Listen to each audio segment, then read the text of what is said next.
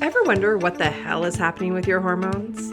I'm Kate Nagai, certified women's hormone health practitioner and cycle syncing strategist, and this is What the Hormones, where we decode PMS, perimenopause, burnout, and the chaos of midlife with real talk and real strategies.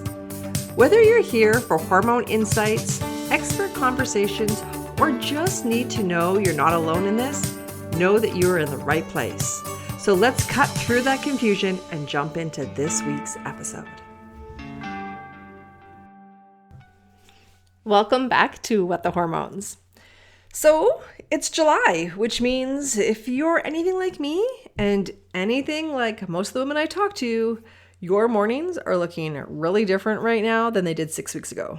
No more packing lunches, no backpacks to find, no we're going to miss the bus sprint down the driveway. Summer mornings have this completely different texture to them. They're slower, they're quieter. You might even, and I say this with love, have time to actually sit down with your coffee instead of drinking something that's lukewarm out of a travel mug at a red light. Or if you're anything like me, drinking a cup of coffee that is 2 hours cold because you forgot that you put it in the microwave to heat it up when you forgot about it the first time when you went to go drink it. Here's what I've noticed, both in my life and in my conversations with clients. When the morning chaos kind of disappears or settles, that one cup of coffee that a lot of women were having out of pure necessity to survive the mornings, it now becomes 2 or maybe even sometimes 3 trickled throughout the day. So today I want to talk about that. Not to make you feel guilty about enjoying a cup of coffee. That's not what this podcast is ever. But because I think there's something really useful for you to understand about what's happening in your body when you drink coffee and how we can try to mitigate that, especially if you're a coffee lover. I know I like my cups of coffee, so I'm not about to take yours away from you. And I've got some practical ways that we can start to put things into practice so that we can enjoy our coffee this summer without working against our hormones. So let's dive into it. So to start with, let's name what's actually going on here because I think it's worth calling out. During the school year, your mornings are essentially a system that's under pressure. You're managing time, you're managing other humans, you're managing your own needs somewhere at the bottom of the list. Coffee in that context often isn't just a pleasure. It's like a survival tool. It's fuel you grab on your way out the door because there is no time for it to be anything else. And summer kind of changes that math a bit. The urgency drops, and what fills that space for a lot of women is time for more coffee. Not because you suddenly need more caffeine, but because you finally have the time to enjoy it. It becomes something of a social thing a lot of times in summer as well. So you're sitting on your deck. You're actually tasting the coffee. Maybe you're having a second cup just because it's nice out and you're enjoying your you time. Or perhaps it's because a friend or a neighbor's come over to visit and you're having that second cup on the patio. So this is what happens when stress drops or shifts to another time zone and time opens up in your day. Your habits, they begin to expand into the spaces that are available. And this is normal. This is human. But your hormones don't know that it's summer. Your adrenal glands don't get a seasonal pass here.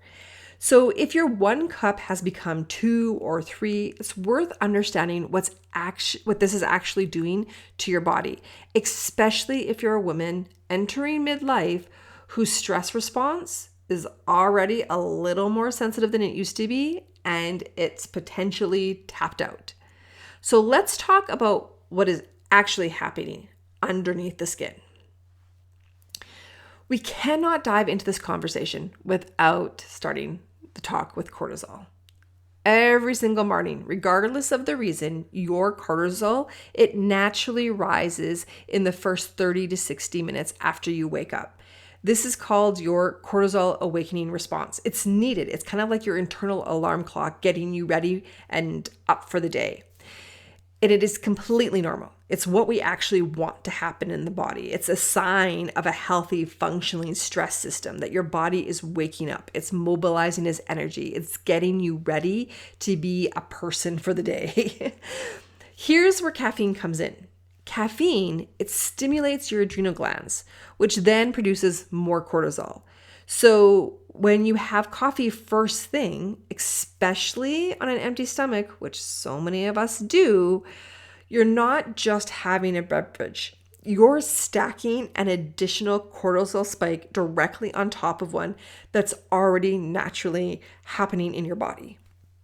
So 1 cup of coffee in isolation generally is not a big deal for most women.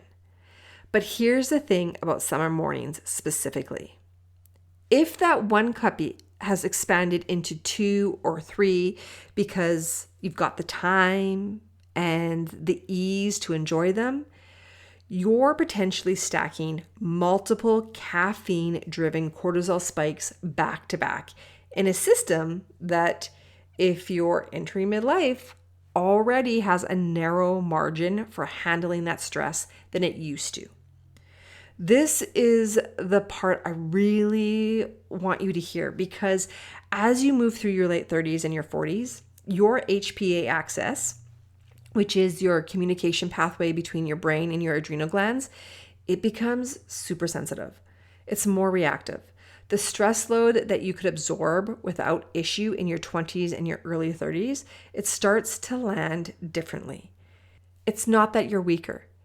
It's that your system has changed and it's asking for a different kind of support than it used to need. So that extra cup of coffee, enjoyed leisurely on a summer morning, it might feel relaxing in the moment.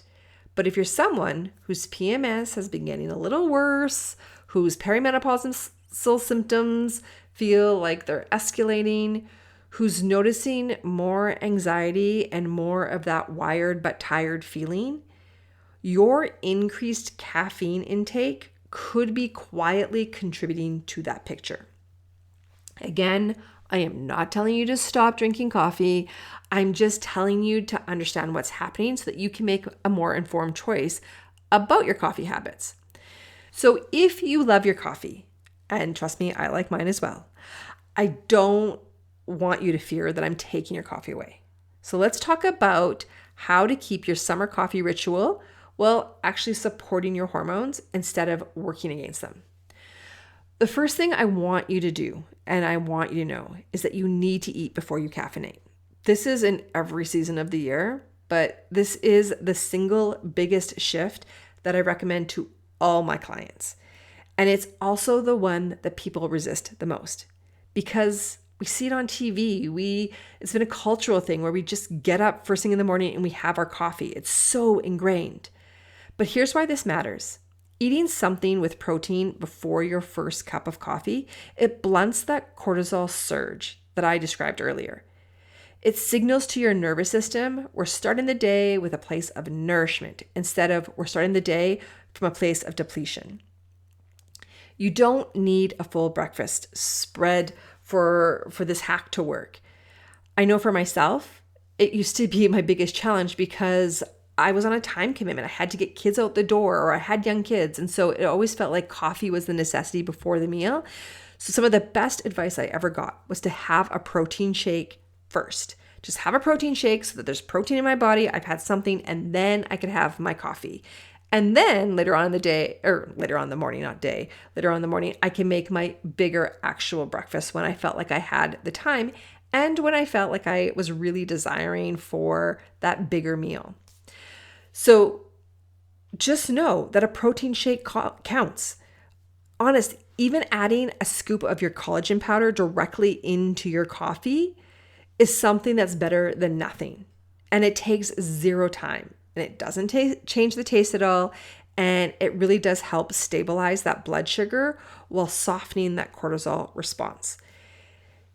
It's something I do all the time now when I drink coffee. So I have my protein shake if I don't want breakfast right now, and then I have my coffee. And every cup of coffee that I have, if I have more than one, I always put collagen powder in it. It's just like that extra bump of protein in it. even if I'm eating a full meal of breakfast as well. It's just kind of like a little extra buffer that you can give your body. The second hack that I have for you is make sure you're matching your coffee with water. Coffee is very dehydrating for the system. That part, it's really not new information.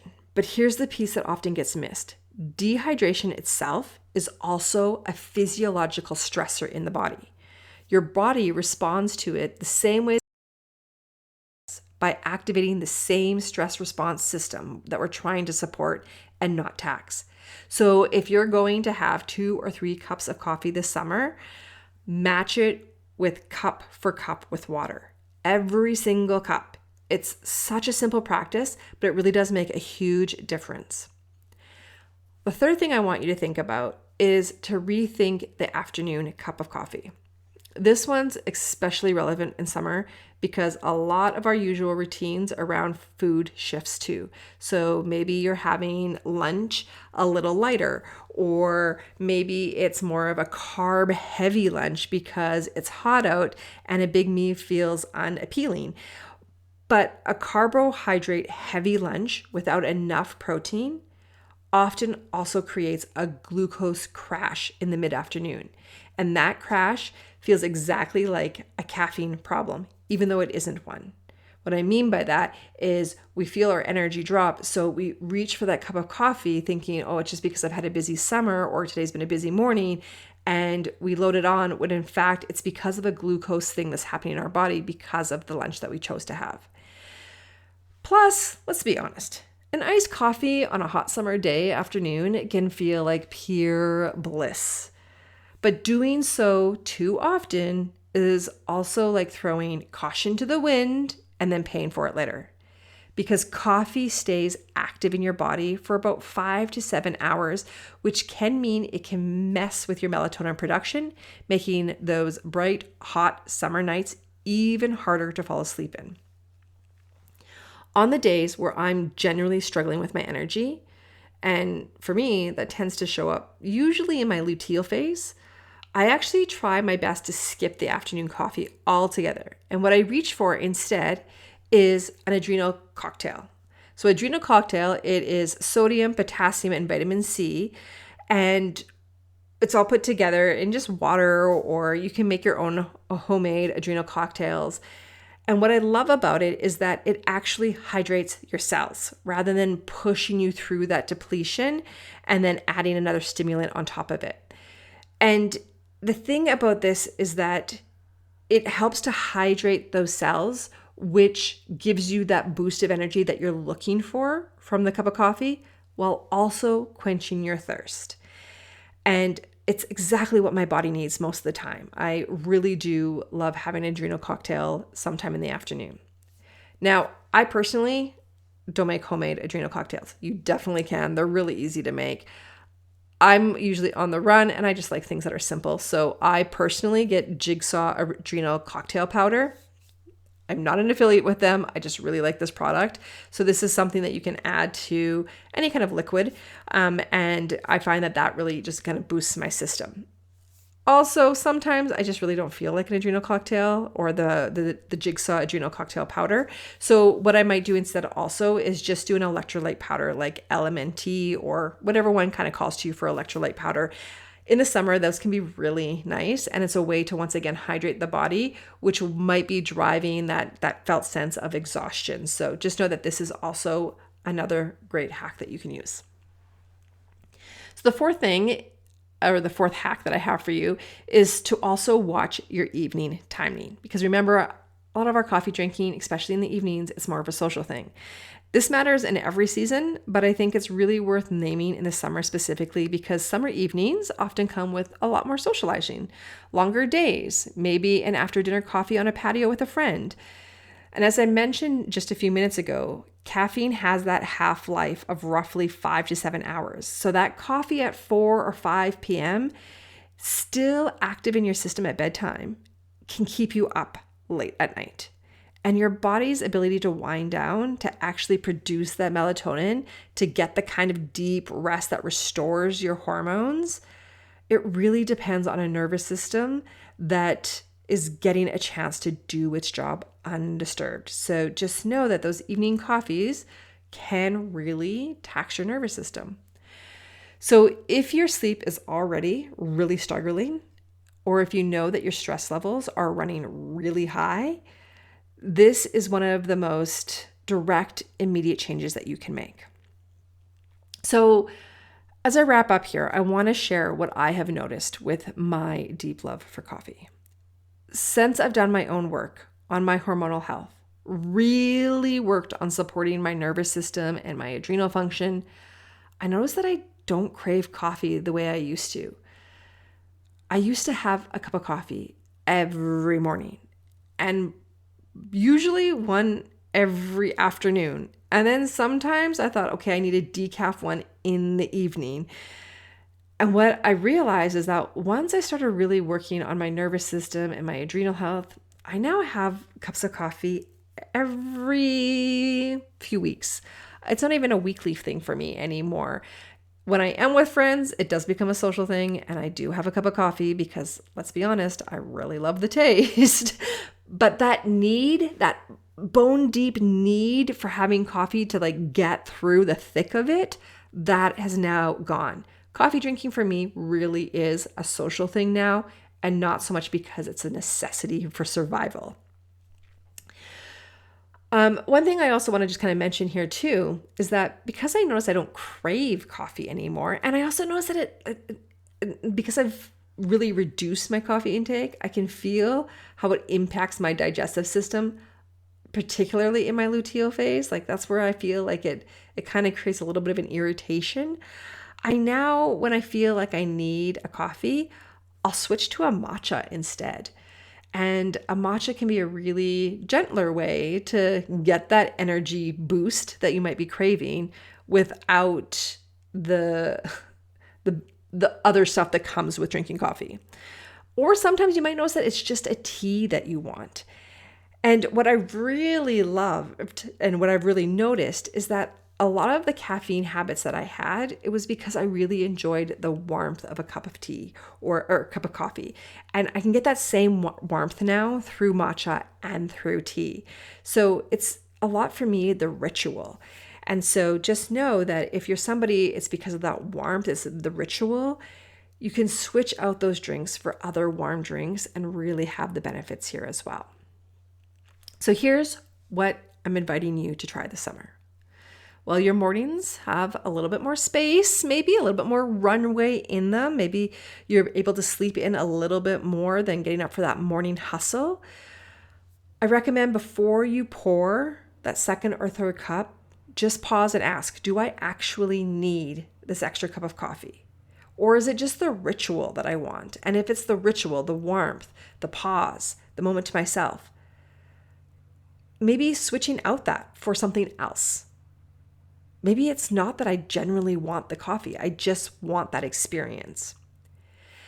And you might also find that some mornings what you actually want is just 5 minutes of quiet with no distractions, just time for yourself. You might not even need the coffee either. So just allowing yourself to be able to tap into what is it that I really need? Is it that I really want the cup of coffee right now? Or is it that I'm just looking for warmth or peace or time alone? You decide. So to bring this all together, coffee really is not the villain. It never has been. But our nervous systems, especially right now, if you're in midlife and if you're in the summer busyness that can happen, you might want to think about the impact that the extra caffeine is having on your system and how you can buffer that so that you're really supporting your nervous system. So having that morning breakfast or having that protein shake or putting the collagen into your coffee or making sure that you're hydrating enough throughout the day, especially if you're drinking coffee, so that you're giving your cells that opportunity to rehydrate. And if you want to go deeper into this topic, I do have a full blog that I actually just wrote a few days ago, all on caffeine and hormone health. It's over at my blog at sherevival.com, but the link is also in the show notes below. So not taking away your coffee routine for you. I'm just giving you some food for thought that if you are a deep lover of coffee and you're not willing to relinquish it, how can we do these other little hacks to help make sure that we're supporting our nervous system and not stacking more internal stress on a stressed out system? I look forward to talking to you again next week and bringing some new hormone insights your way. Thanks for hanging out with me today. If you loved this episode, make sure to subscribe so you never miss one. And hey, share it with your bestie who may also be wondering what the hell is going on with her hormones. Until next time, remember, you deserve to feel good in your body, and together, we will figure it out.